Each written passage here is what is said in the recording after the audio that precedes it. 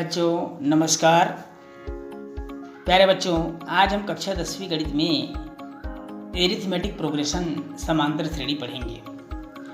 बच्चों, आप निम्न संख्याओं को देखिए और समझने का प्रयास कीजिए।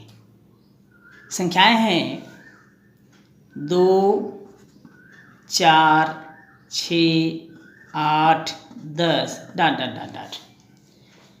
क्या आपको इसमें कुछ निश्चित क्रम अथवा पैटर्न दिखाई देता है? तो बच्चों, हम इसमें देखते हैं कि प्रत्येक संख्या 2 का गुणज है।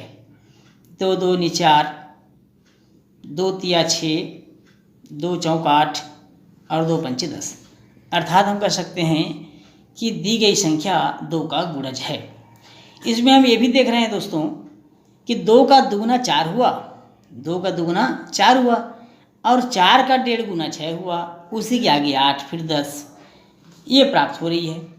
यहाँ हमने देखा कि अलग अलग नियम लग रहा है। बच्चों, आप इस पैटर्न पर विचार कीजिए। 6, 11, 16, 21 डाट डाट डाट डाट। आप कह सकते हैं कि इसमें पहली संख्या को छोड़ दें तो प्रत्येक संख्या अपनी पिछली संख्या में 5 जोड़ने पर मिल रही है। 6, 5, 11, 11, 5, 16, 16, 5, 21 इस प्रकार के और आगे। बच्चों, आइए कुछ और उदाहरण देखते हैं। ऋण 5, ऋण 7, ऋण 9, ऋण 11, ऋण 13, ऋण 15 dot dot dot dot dot. 4, 9, 14, 19 इस तरह से 3, 7, 11, 15, 19 डाट डाट डाट डाट। इस प्रकार हम और भी बहुत सारे पैटर्न बना सकते हैं। कहने का मतलब है बच्चों, यही श्रेणी है।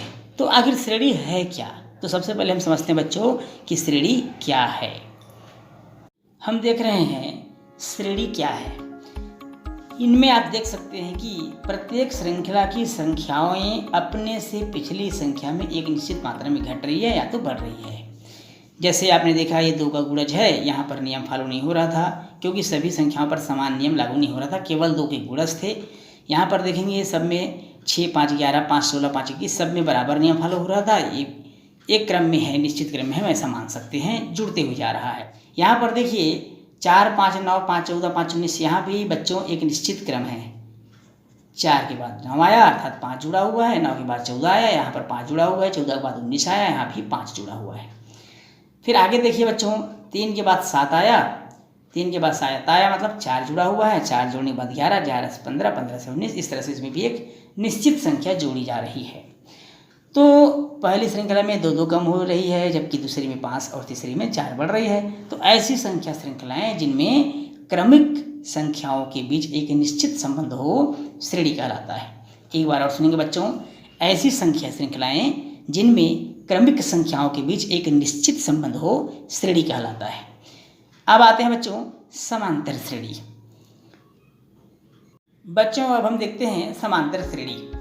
बच्चों, हमने देखा कि श्रेणी में पहले पद के बाद प्रत्येक पद अपने पिछले पद में एक निश्चित संख्या जोड़कर प्राप्त किया जाता है। संख्याओं की ऐसी श्रृंखला समांतर श्रेणी एरिथमेटिक प्रोग्रेशन कहलाती है।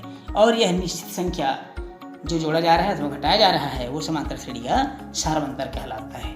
बच्चों, सारवंतर धनात्मक, ऋणात्मक या शून्य हो सकता है। आइए बच्चों इस श्रेणी पर विचार करते हैं। 8, 13, 18, 23 डाट डाट डाट डाट। बच्चों, यहाँ श्रेणी का प्रथम पद 8 है, दूसरा पद 13 है, तीसरा पद 18 है, चौथा पद 23 है और इस तरह से आगे भी पद हैं। बच्चों, यहाँ आप देख रहे होंगे प्रत्येक पद में 5 जोड़ने पर, प्रत्येक पद में 5 अगर हम जोड़ दें तो हमको अगला पद मिल रहा है। 8, 5, 13, 13, 5, 18, 18, 5, 23 और इस प्रकार से आगे। तो इसलिए इस समांतर श्रेणी का सारवंतर क्या होगा बच्चों? 5 होगा। आइए बच्चों एक उदाहरण सीखते हैं और उस उदाहरण से प्रश्न को समझने का प्रयास करते हैं और समांतर श्रेणी को भी समझते हैं। बच्चों उदाहरण है समांतर श्रेणी ऋण 7, ऋण 11, ऋण 15, ऋण 19 डॉट डॉट डॉट के लिए प्रथम पद, चौथा पद और सार्वंतर ज्ञात कीजिए। तो प्रथम पद आप सबको मालूम है, जहाँ श्रेणी शुरुआत होती है और सबसे पहला जो दिया रहता है वो प्रथम पद होता है। तो हम यहाँ कहेंगे कि प्रथम पद श्रेणी में ऋण 7 दिया हुआ है। अब प्रश्न बोल रहा है चौथा पद। तो चौथा पद देखिए आप लोग, श्रेणी में चौथा पद आपको क्या दिखाई दे रहा है, पहला, दूसरा, तीसरा और चौथा, अर्थात ऋण 19 चौथा पद है। अब पूछा है सार्वंतर। तो सार्वंतर होगा हमेशा सार्वंतर में दूसरे पद में, बच्चों ध्यान से सुनेंगे, दूसरे पद में यदि हम पहले पद को घटा दें, दूसरे पद में यदि पहले पद को घटा दें तो हमें सार्वंतर मालूम हो जाता है। यहाँ दूसरा पद है ऋण 11, ऋण 7 को घटाएंगे हम, ऋण 7 को, ऋण 11 ऋण हो गया धन 7, 11 में 7 घटाएंगे, ऋण 4 हमको प्राप्त होगा। तो जो ऋण 4 प्राप्त हुआ है ये है सार्वंतर। बच्चों इसी प्रकार हम और दी गई श्रेणियों का भी प्रथम पद, द्वितीय पद, तृतीय पद, चतुर्थ पद और सार्वंतर मालूम कर सकते हैं। बच्चों आपको स्क्रीन पर दिखाई दे रहे प्रश्नों में प्रथम पद और सार्वंतर लिखना है। इन प्रश्नों को आप नोट कर लीजिए बच्चों, और नोट कर लीजिए और बाद में आप समय निकालकर इन प्रश्नों में आपको प्रथम पद, द्वितीय पद, सार्वंतर आपको लिखना है। लिख लीजिए बच्चों। पहला प्रश्न है 9, 12, 15, 18 डॉट डॉट डॉट। दूसरा है 2, 8, 14, 20 डॉट डॉट डॉट। तीसरा प्रश्न है 3, ऋण 2, ऋण 7, ऋण 12 डॉट डॉट डॉट।